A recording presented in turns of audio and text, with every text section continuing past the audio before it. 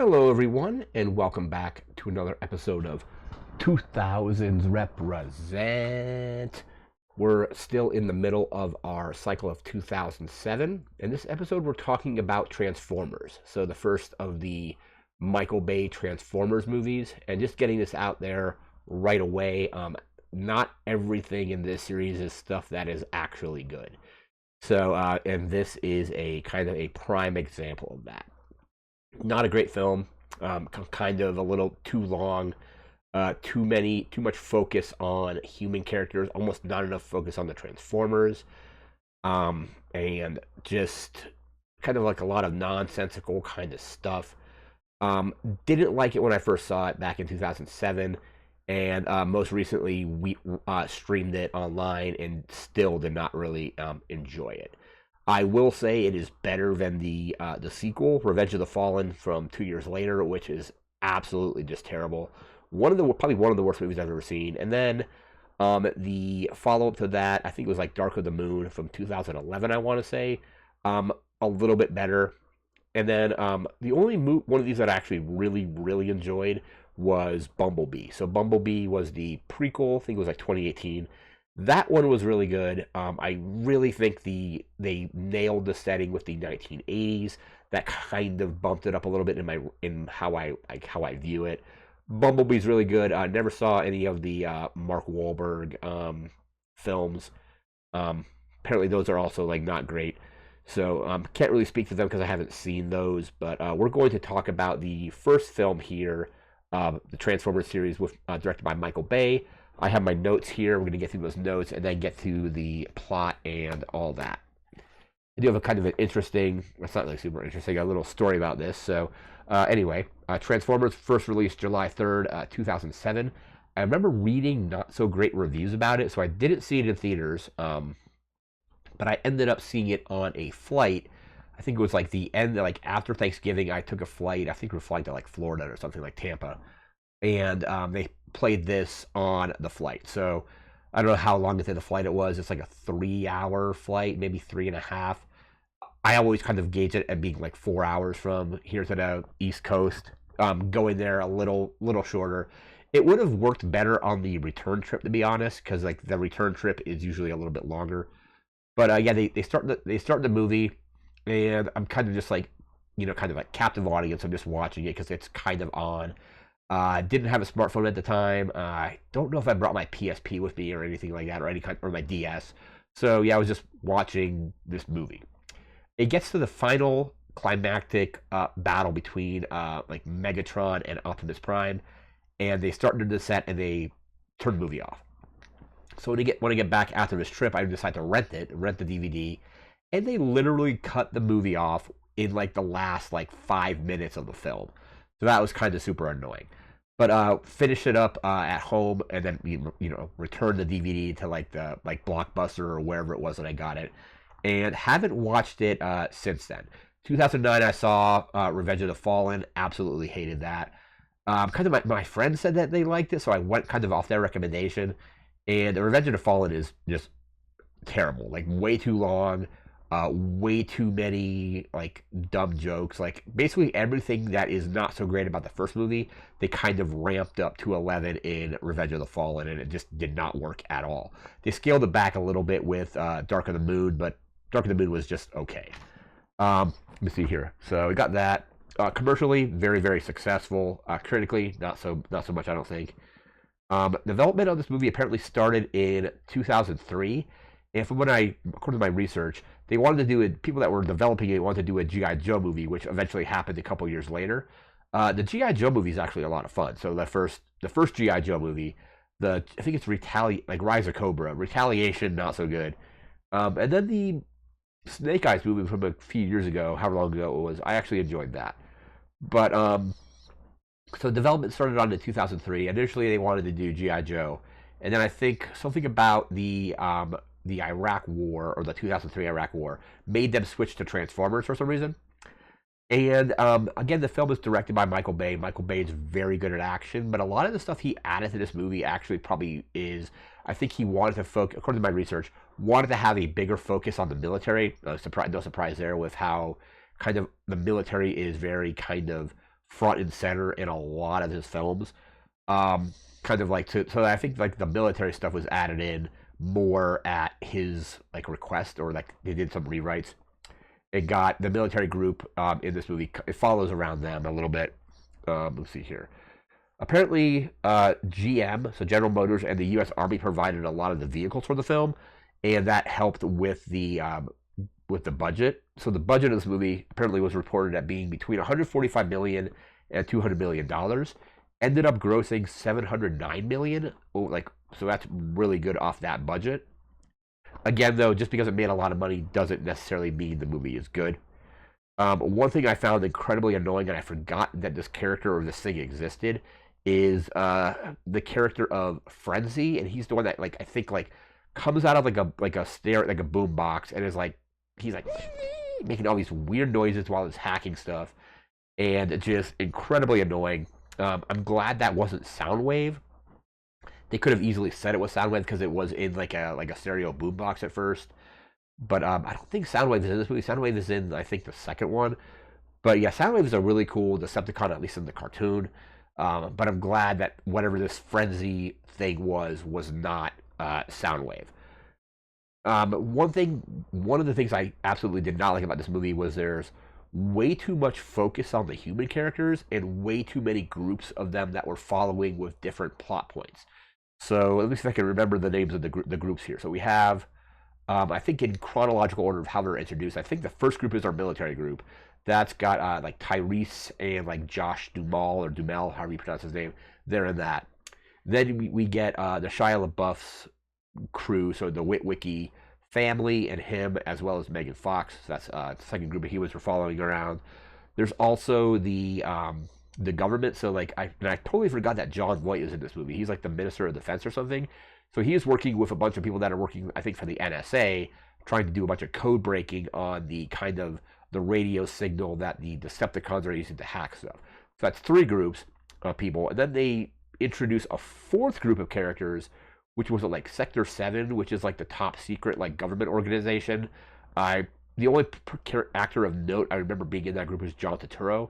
So you have four groups of humans with each with different like exposition and plot points, to the point where almost the Transformers take a backseat to all these human characters, which are just super annoying. Shia LaBeouf, depending like kind of a divisive actor. I've seen him in really bad movies like this. I've also seen him be in pretty good movies like I think it was Fury with Brad Pitt. He's good in that. I liked him in I think it was called Lawless. It was Tom Hardy, I think, Jason Clarke and him. That was decent, at least in my opinion. And then like the somewhat autobiographical movie Honey Boy. That was pretty good. But then he's been in some not so great movies like this, and obviously the sequel to this, and so on. But yeah, so we're following around these four groups of human characters. Like there's like I said, the military, the NSA, the Witwicky family, and Sector 7. And we see a Transformer very early in the film that attacks like a military base and hacks it to get stuff. But then we see the next main Transformer we see after that is Bumblebee, because like the car that Shia LaBeouf chooses ends up being Bumblebee, and it's like a beat up looking Camaro or whatever it was. And then it's like not an hour into the movie. It's an hour in before we even get Optimus Prime, which is kind of crazy to think about it. Like if you compare that to the animated Transformers movie, that was excellent. The 87, I think, is when it came out. That was very good because it basically focuses pretty much entirely on the Transformers. I think there's maybe a couple human characters. Like it's been a while since I've seen it, but the animated movie is very good. And then Megatron is barely in the movie, so Megatron isn't introduced into the film until like the third act. There's like a flashback that shows him in the like Arctic, like frozen, and then Sector 7 has him on ice basically, and then he gets defrosted and breaks out, and then starts doing some stuff. But he's barely in the film. Optimus Prime gets an all right amount of screen time, but we don't see him until an hour into the film. Megatron and Optimus Mega Man. Megatron is probably one of my favorite Transformers. Him and Starscream, like the dynamic between the two of them is great, and that's kind of not even in the film. I think there's only one, like, you see Starscream once Megatron gets to Frost, and he's like, hey, like we're going to the thing. We found Megatron. We found the Allspark. Let's go. And Megatron has a line about like Starscream disappointing him, which is like on point for him. But like the dynamic between Megatron and Starscream isn't really explored. Um, it's just kind of disappointing because like like the main character Transformers like Optimus Prime and Megatron, like you said, Optimus Prime is an hour into the film and Megatron is barely in the thing. Um, I haven't rewatched Revenge of the Fallen, and I don't think I have any intention to do so. So I don't remember how much more involved in that movie he was. He could have been, but Revenge of the Fallen is just terrible. So Megatron barely does anything. Apparently, Michael Bay got chosen to direct this movie by Steven Spielberg. So Spielberg is the executive producer on this. And then it's basically very much a Michael Bay movie. Like it's got a lot of action, a lot of military stuff, like we have with him. Some of the CGI still looks pretty decent. My big problem with some of these Transformers movies, though, are the fight scenes are oftentimes so zoomed in, you don't know who's fighting who or like who's hitting who. Like if it's like, is that a foot that's hitting something? Is it a fist? You can't really tell. One of the more interesting fights in this movie is like when the military group is fighting like the Scorpion style thing, and that was zoomed out enough that you can actually like appreciate the fight. And then one thing also present in Revenge of the Fallen is the editing is really bad, or like I think people call it like the moving logic and the timing. So what I mean by the timing is like there's a scene where like somebody plugs in like a SD card or something with the Transformer like pattern on it, like the code pattern. And then, like, within, like, seconds, the FBI is at that character's house. Doesn't feel like there's a passage of time or anything like that, to where, like, all of a sudden they plug this thing in and immediately the FBI is there. The same thing is true in Revenge of the Fallen, because I remember there's a scene where Shia LaBeouf's character, or Sam, is talking to, I think Megan Fox's character is, I think, named Michaela, and he calls her from college, and she's, like, across the country, because I think, like, she's in California and he's in DC or the other way around. I don't remember exactly. But like, and then he's talking to this female Decepticon thing, which was it was weird that Decepticons can now basically be like Terminators. This is from Revenge of the Fallen, so this is like different. And not like 5 seconds later, Megan Fox's character shows up at the college, like she just instantly teleported across country without any kind of feeling that there was a passage of time. There was a scene in this movie where like they drive up to the Griffith Observatory, and I think that's where all the Autobots start coming down, and they meet the Autobots there. But the next scene is they're on like one of the bridges in LA, without even like a shot of them leaving the observatory. So it's just like really badly edited. You kind of the way the events like unfold just feels weird because it feels like there's so much happening that they need to get it all in there. And this thing is close to 2.5 hours, so it's like a very long movie. So it's very long. Unfortunately, like I said, the Transformers kind of take a backseat to the humans. It's not good. Like I said, like even like I didn't like it when I saw it the first time as like a captain. Like it was better than just like staring out of the plane window for like 3 hours, but not great. All right, now we're gonna get to the plot of this thing. So plot is there's a recap of the beginning of the movie, how the Autobots and the Decepticons used to live in peace, and then there was like a war on Cybertron, and the Cube, which is the Allspark, got sent to Earth basically. So that gets sent to Earth, and then it focuses on our first group of humans, which are the military. And there's a helicopter flying around, and it flies into like restricted airspace or something, and they're communicating with the helicopter like, hey, like you're in restricted airspace, like leave immediately.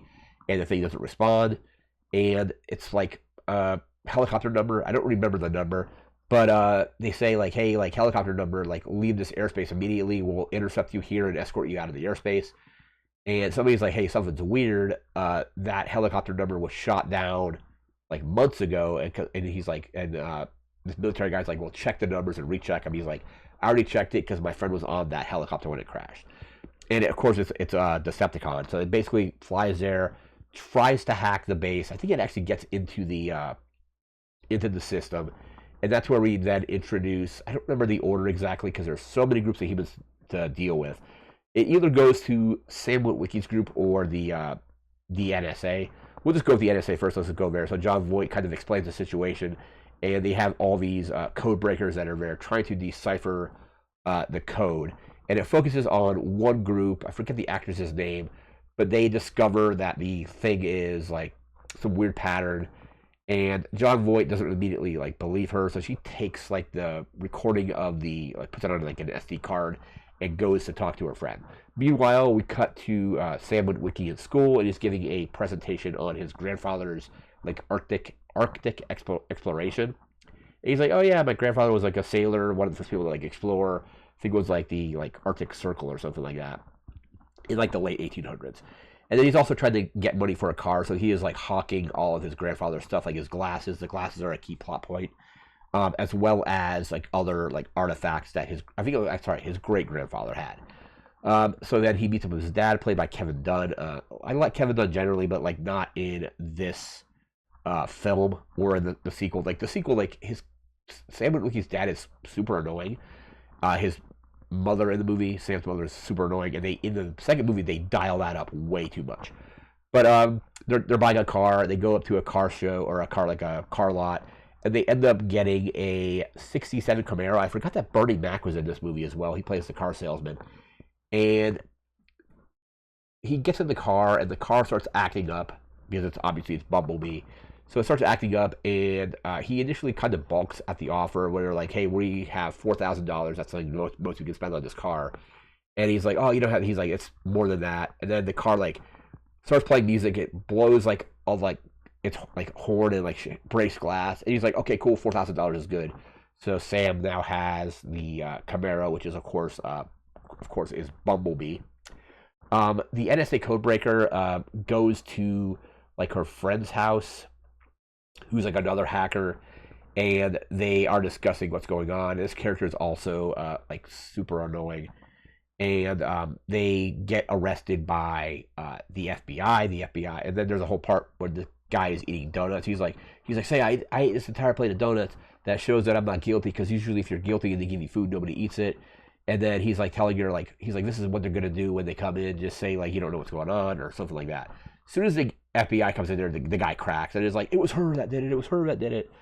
But then I think like John Voight's character eventually like starts working with them. The military gets attacked by some weird scorpion transformer still in the Middle East, and they destroy it. And they're able to like take like part of the scorpion tail and like study it later. After that, I think we get to where now we're like probably like an hour into the movie. And this is when we first meet, I think it's like Optimus Prime, Ironhide, Jazz, I forget who the other Autobots are. But they meet up at the Griffith Observatory, and they transform, and they're saying like, well, the Allspark is this really powerful artifact. It can be used to create life, but Megatron wants to use it to like destroy stuff. So they have the Allspark, and the reason the glasses are important is the glasses, another flashback to the Arctic exploration, is his great-grandfather falls through the ice and falls down into this area where the Allspark is, but also Megatron has been there for, I forget how long, but he's been frozen in the ice for like many, many years. So they find the Allspark, they find Megatron, and it imprints the map to the Allspark on his glasses, and so the break on his glasses is actually a map to the Allspark. So at that point, the Sector 7 people show up, and this is John Turturro, and they arrest Shia LaBeouf's character. There's a whole annoying scene where they need to go back to Sam Witwicky's house to get the glasses, and they find him through eBay. He's like, his name is like Ladies Man something or other, to get the glasses, and the Transformers are basically trashing his parents' yard. So his dad's like, "Hey, stay on the path, don't step on the grass," and the Transformers like break a fountain. They like ruin like a flower bed. It's just like stupid hijinks. Sam eventually gets the glasses, and they think there's like an earthquake. But then Sector 7 rolls up to them and arrests them. They eventually get out of the clutches of Sector 7. They actually like make Turturro like take off all his clothes for some reason. It just feels kind of stupid. They tie him up, and then they eventually get arrested again by Sector 7, and then Sector 7 takes them to where the Allspark is, as well as Megatron. So as soon as they show Megatron, you know he's going to get defrosted. You know this guy's like, something's going to happen to where it's going to, Megatron's going to get let loose on whatever they were. I think it's like the Hoover Dam. So the Hoover Dam was built around the Allspark to kind of mask its energy or something like that. The Frenzy robot I mentioned earlier, a super annoying thing, comes in and it does some more hacking, and then it eventually hacks into Megatron's like control system, or not Megatron's, but like the environmental controls, and Megatron is now like awoken. The other Decepticons start assembling, so it's like, I forget, like Starscream's the only one I remember from this, and Starscream in this was like Megatron and Starscream are both like way underused in this movie. But they need to get a radio to transmit some kind of broadcast or something like that, and they're taking the Allspark away from Megatron, because Megatron uses it, it's going to like destroy the world with it or whatever. So there's another huge action sequence and a big chase where they drive it into a city. I think that Jazz Transformer gets destroyed, and then there's a final climactic fight with, and it's basically just Shia LaBeouf running down the street with the Allspark, and Megatron. There's a fight between him and Optimus Prime, or Megatron and Optimus Prime. Megatron, they put the Allspark in Megatron's chest and it kills him, and then the Allspark is destroyed. So now there's no chance for the Autobots to rebuild Cybertron. So now they're going to stay on Earth basically. And then it does a quick like epilogue of everything that happened to our human characters. Like I said, way too much focus on the human characters, way too many groups of human characters to keep track of. They could have done by getting rid of one of the groups. I would just say get rid of Shia LaBeouf's parents as an element to the story, because they really are super annoying. Keep Megan Fox's character there, keep Shia LaBeouf's character, get rid of the Witwicky crew. Even the NSA Codebreakers are like kind of like useless. Like, it's weird that like the movie about giant robots can't seem to get it right about what we wanted to see when we went to the movie. Like, I just want to see giant robots fighting each other, like Autobots and Decepticons. I loved the animated movie. I loved the show as a kid. I had a bunch of the figures. I think I probably still have like an old like an original Optimus Prime somewhere. I think I don't know if it was Starscream or Jetfighter. It was a purple jet, but I don't remember. It wasn't Starscream, but yeah, it was just overall very disappointing. Didn't like it when I saw it initially on that flight, and on this most recent rewatch where I streamed it recently, also didn't like it. It's way too long. They could have done by cutting at least like 30 minutes off of it. That would have probably made it better. Cut out some of the human element and focus more on the Transformers. Like I said earlier, Optimus Prime, like he does like a narration, like a voiceover in the beginning of the movie, but then we don't see him end the movie for like a whole other hour. It is better, like I said, than Revenge of the Fallen. I think I liked Dark of the Moon a little bit more than this one.